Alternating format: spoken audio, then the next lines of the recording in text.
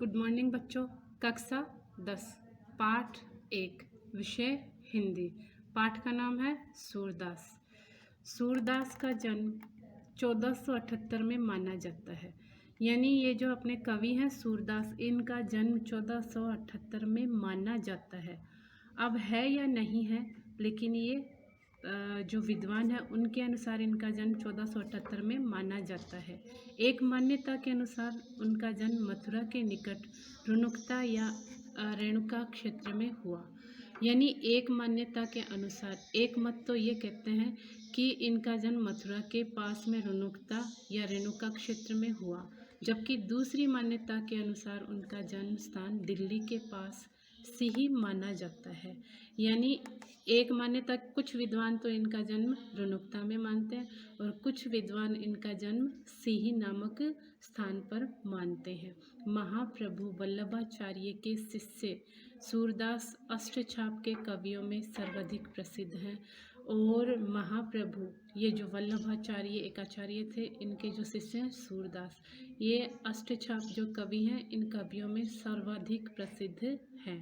वे मथुरा और वृंदावन के बीच गौ घाट पर रहते थे और श्रीनाथ जी के मंदिर में भजन कीर्तन करते थे।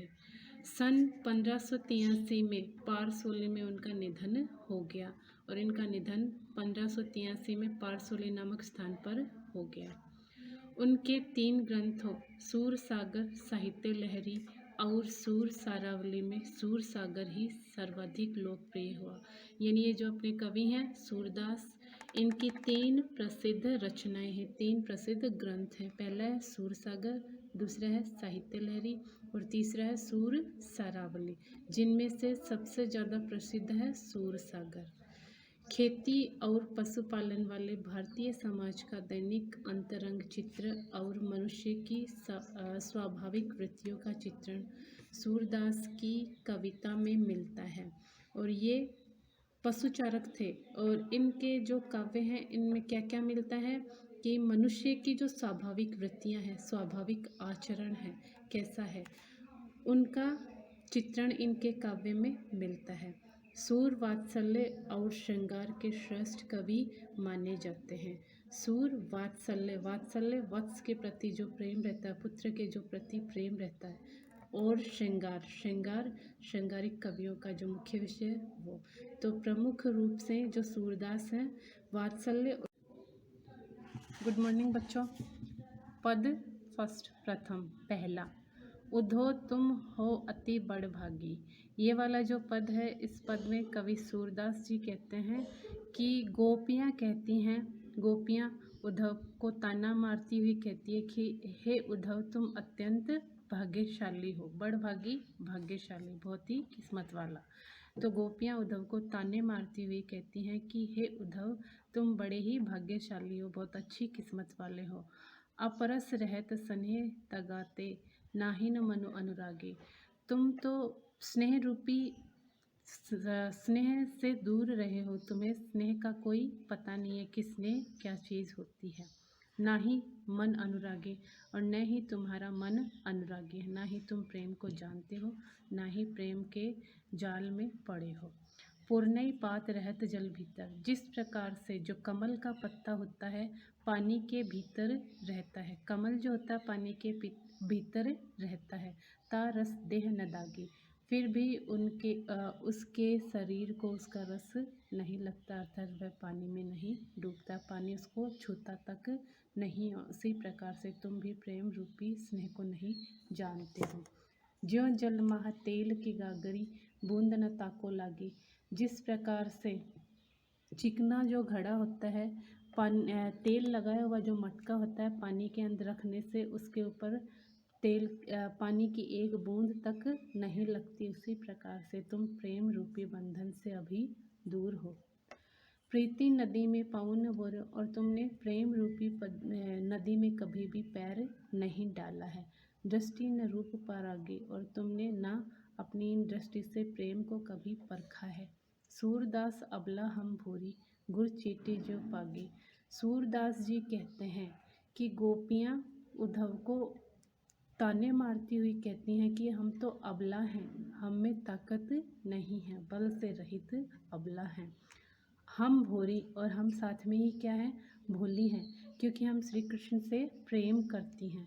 गुड़ चींटी जो पागी, जिस प्रकार से जो चींटी होती है गुड़ के चिपक जाती है और उसके चिपक करके ही अपने प्राण त्याग देती है, उसी प्रकार से हम श्री कृष्ण से प्रेम करते हैं और उनके प्रेम में ही अपने प्राणों को त्याग देंगी, लेकिन उनसे प्रेम करना कभी नहीं छोड़ेंगी।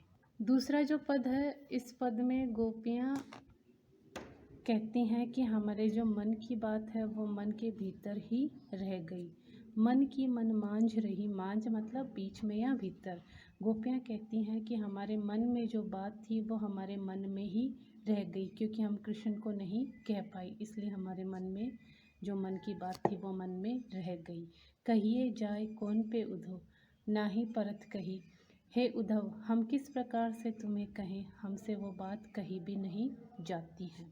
अवधि आधार आस आवन की, हम तो उनके आने की आस में, यानी श्री कृष्ण आने वाले हैं इस आस में, इनके इंतज़ार में बैठे थे। तन मन बिथा सही, और इस प्रकार से हमने अपने तन से अपने मन से इस प्रकार की विथा, इस प्रकार की परेशानी, इस प्रकार के कष्टों को सहा है। अब इन जोग संदेशन सुनी सुनी बिरहनी बिरदही, और हम इतने दिन से श्री कृष्ण के इंतज़ार में थे। हम ये सोच रही थी, हमने इतना समय व्यतीत कर दिया, हम ये सोच रही थी श्री कृष्ण हमसे मिलने के लिए आएंगे, लेकिन अब श्री कृष्ण खुद ना आकर के और आपके साथ ये योग का संदेश भेजा। इस संदेश को सुन सुन करके हमारी विरह रूपी जो आग है वह और भी ज़्यादा बढ़ गई है। चहती होती गुहारी जितही ते, उतते दाहर बही, और जहाँ से हम सांत्वना चाहती थी, जहाँ से हम तसल्ली चाहती थी, हम इतने दिन से श्री कृष्ण का इंतज़ार कर रही थी। गोपियाँ ही कह रही हैं कि हम इतने दिन से श्री कृष्ण की प्रतीक्षा कर रही थी, इंतज़ार कर रही थी, वहीं से विरह रूपी धार बही, अर्थात वे खुद ना आकर के आपको योग रूपी संदेश से हमारी जो विरह व्यथा उसको और ज़्यादा बढ़ा दिया है। सूरदास अब धीर धरई, क्यों मर्यादा न लही। सूरदास जी कहते हैं कि जो गोपियां हैं वो कह रही हैं कि अब हमसे धीरज नहीं होता, अब हमसे धैर्य धारण नहीं होता है, और ऊपर से श्री कृष्ण कहते हैं कि हमने अपनी मर्यादा ही, अपनी लज्जा ही छोड़ दी। इस प्रकार से जो सूरदास हैं उनके माध्यम से गोपियां कह रही हैं। गुड मॉर्निंग बच्चों। पाठ 1 सूरदास, पद नंबर 3। ये वाला जो पद है इसमें सूरदास जी कहते हैं कि जो गोपियां हैं वो श्री कृष्ण के प्रति प्रेम को व्यक्त करती हुई कहती हैं कि हमारा प्रेम किसके समान है। हमारे हरी हारिल की लकड़ी, गोपियाँ कहती हैं कि हमारे जो हरि हैं, हमारे जो कृष्ण हैं वो हारिल पक्षी की लकड़ी के समान है। यानी हारिल नामक जो पक्षी होता है हर समय अपने पंजों के अंदर एक लकड़ी को दबा के रखता है, हर समय कभी भी उसको छोड़ता नहीं है। उसी प्रकार से जो श्री कृष्ण है वो हमारी हारिल की लकड़ी के समान है। मन क्रम वचन नंदन नंद उर, यह दृढ़ करी पकड़ी, और हमने मन से, क्रम से और वचन से नंदन का जो नंद है, नंद जी का जो बेटा है श्री कृष्ण, उनके नंद के पुत्र श्री कृष्ण को अपने हृदय में दृढ़ता से पकड़ रखा, अर्थात हम उनसे दृढ़ता से प्रेम करती हैं। जागत सोवत स्वप्न दिवस निसी, कान्हे कान्हे जकरी, और हम जागते समय, सोते समय, सपने में, दिन में और रात में सिर्फ कान्हा कान्हा की ही रट लगाई रहती हैं, अर्थात उन्हीं को स्मरण करती हैं, उन्हीं को याद करती हैं।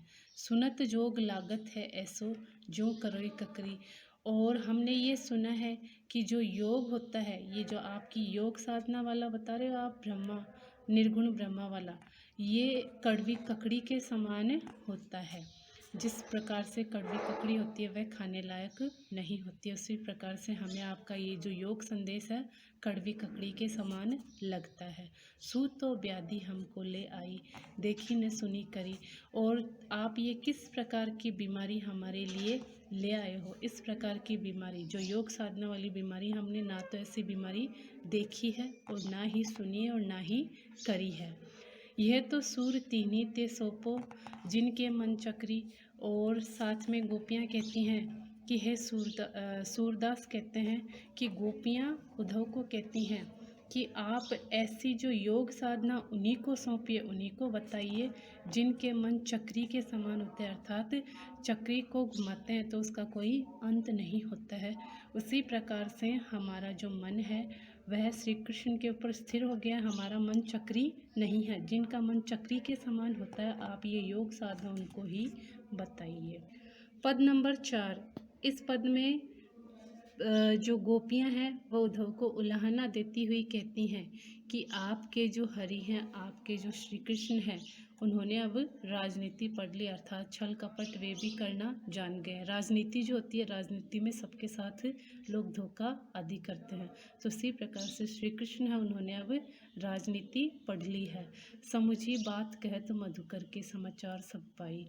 और इस प्रकार से उन्होंने मधुकर अर्थात उद्धव की सारी बातें समझ करके कहा कि हमने आपके समाचार सब प्राप्त कर लिए हैं। एक अति चातुर हो तो पहले ही अब गुरु ग्रंथ पढ़ी आई।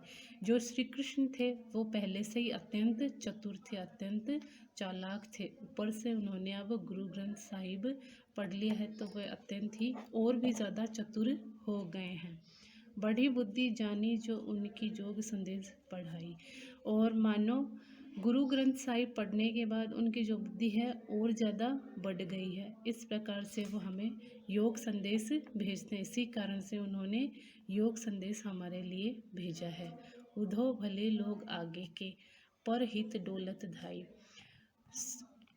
जो गोपियां हैं वो उद्धव को कहती हैं कि हे उद्धव, जो भले लोग होते हैं, जो पुराने लोग थे, वो दूसरों के भले के लिए डोलते फिरते हैं। इसी कारण से श्री कृष्ण के कहने पर आप यहाँ आए हो, यानी श्री कृष्ण ने आपको हमारे भले के लिए भेजा है और आप हमारे भले के लिए डोलते फिरे। इस प्रकार से उनके ऊपर व्यंग्य करती हुई गोपियाँ कहती हैं।